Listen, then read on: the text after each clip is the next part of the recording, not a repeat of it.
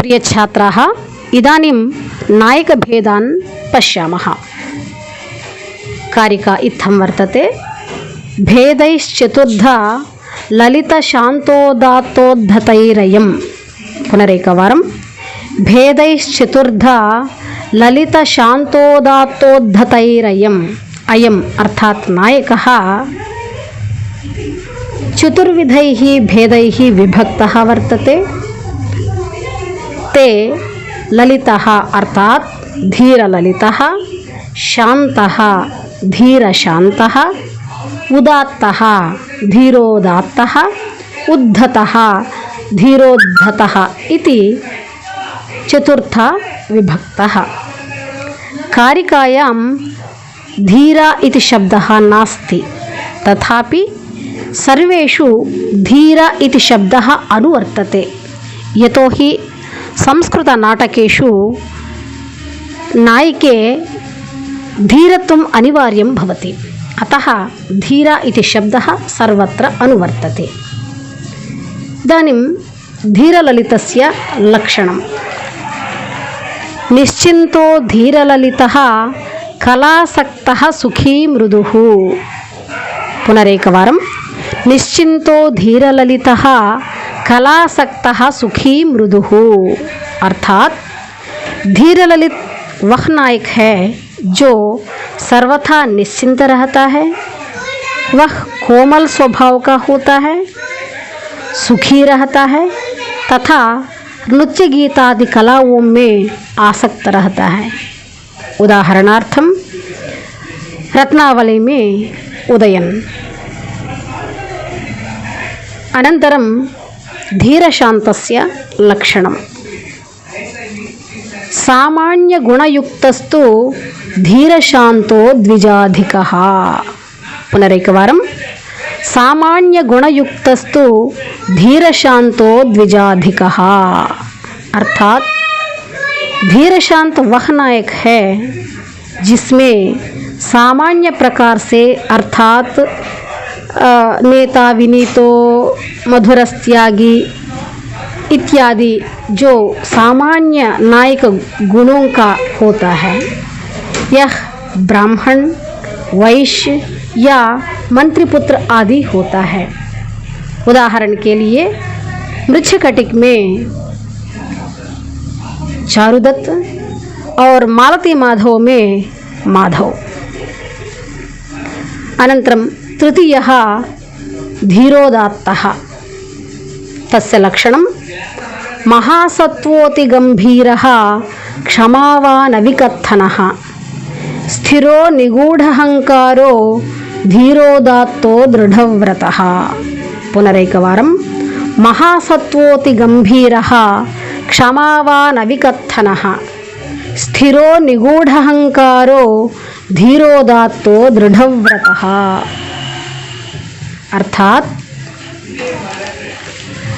धीरोदात्त वह नायक है जो महासत्व अर्थात जिसका अंतःकरण क्रोध, शोक आदि विकारों से अभिभूत नहीं हो, अत्यंत गंभीर, क्षमाशील, अविकथन अर्थात जो अपने प्रशंसा करने वाला न हो, स्थिर अर्थात अचंचल मन वाला, निगूढ़ अहंकार वाला अर्थात जिसमें अहंकार व स्वाभिमान अवश्य हो किंतु वह विनम्रता के द्वारा दबाया हुआ तथा छिपाया हुआ हो,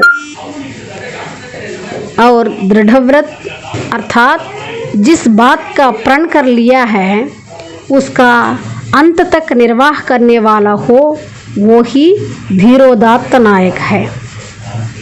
नागानंद में जीमूतवाहन है उदाहरण। अनन्तरं धीरोद्धतः। तस्य लक्षणं दर्पमात्सर्यभूयिष्ठो मायाछद्मपरायणः धीरोद्धतस्त्वहंकारो चलश्चंडो विकत्थनः। पुनरेकवारं। दर्पमात्सर्यभूयिष्ठो मायाछद्मपरायणः धीरोद्धतस्त्वहंकारो चलश्चंडो विकत्थनः इति तस्य लक्षणम्।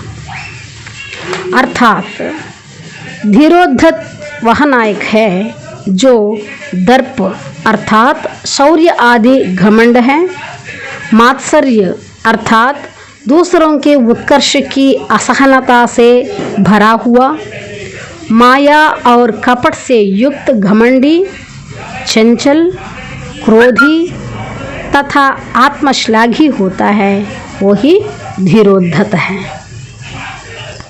धीरोद्धतस्य उदाहरणं रावणः।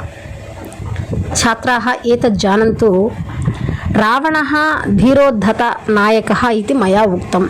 अर्थात् सर्वदा रावणे धीरोद्धत अवस्था एव भवति इति नास्ति नियमः।